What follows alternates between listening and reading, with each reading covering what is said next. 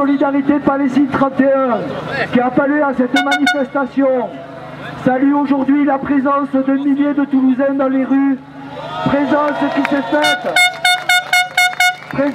faite malgré les intimidations, malgré les provocations, malgré les interdictions du gouvernement français. Aujourd'hui, une nouvelle fois, une manifestation démocratique a lieu dans les lieux de Toulouse.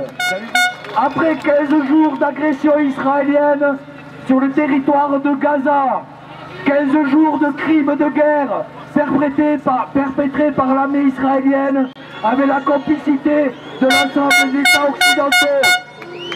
Aujourd'hui, la Palestine compte 648 morts, 4086 blessés, 4349 bombardements et 2929 maisons détruites.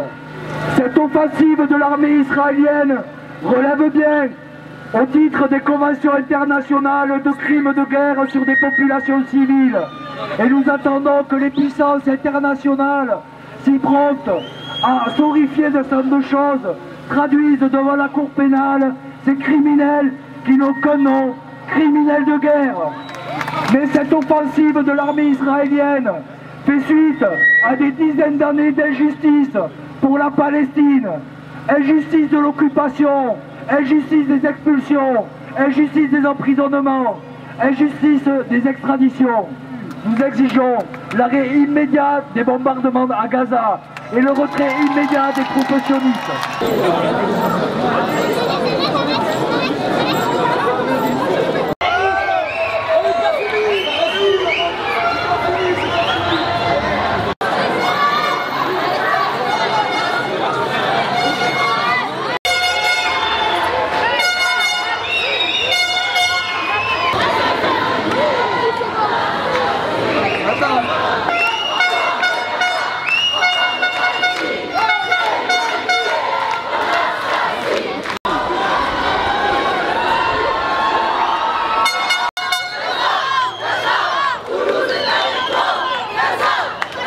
Aujourd'hui, c'est un message particulier. En fait, il y a eu un débat sur la crise d'identité il y a quelques années. Aujourd'hui, il est encore d'actualité en fait, parce qu'on a des politiciens comme M. Valls, M. Hollande, à l'échelle locale, on a M. Moudenc, qui sont victimes de crises identitaires. Donc, ils ne savent plus s'ils sont israéliens ou français. Donc, on a envie de leur dire, comme ils nous ont dit auparavant, la France, soit tu l'aimes, soit tu la quittes. Donc, quittez-la, s'il vous plaît, quittez-la. Là, aujourd'hui, il y a des milliers de Toulousains qui sont en train de vous dire que Moudenc est complice de ce crime-là. On l'a élevé au rang de complice. La deuxième chose, c'est qu'il y a des juifs en France. On est d'accord, il ne faut pas faire l'amalgame entre sionistes et sémites. On est nous-mêmes sémites, donc on ne peut pas être antisémites. Néanmoins, il y a quelque chose qu'il faut dire, c'est que tous ceux qui se taisent consentent. Donc si vous ne voulez pas qu'on crée cet amalgame-là à cause de la LDJ, à cause des lobbies comme le CRIF qui interdisent à des Français de voter dans leur propre pays, réveillez-vous, levez-vous. Aujourd'hui, il y a l'Union des Juifs pour la paix qui s'est levée et qui a fait entendre sa voix.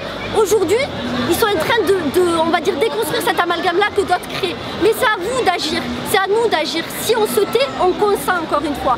Donc à tous nos politiciens, la France, soit vous l'aimez, soit vous la quittez. Si vous êtes israélien, n'essayez pas de faire de la France une colonie israélienne, ça ne marchera pas. Et puis à tous les autres, je suis vraiment heureuse qu'on soit là. Et surtout des dons, j'avais envie de parler de Baraka City et j'espère que ça va passer. Parce qu'ils sont sur le terrain, ils font des choses extraordinaires, ils nourrissent des enfants qui sont en train de mourir. Et encore une fois, à toutes les associations qui se taisent tout simplement parce qu'ils ont peur ou parce qu'ils ont des pressions politiques, honte à vous parce qu'un jour, dans les livres d'histoire, nos enfants ils étudieront la Palestine et on parlera de génocide, puisqu'aujourd'hui on en parle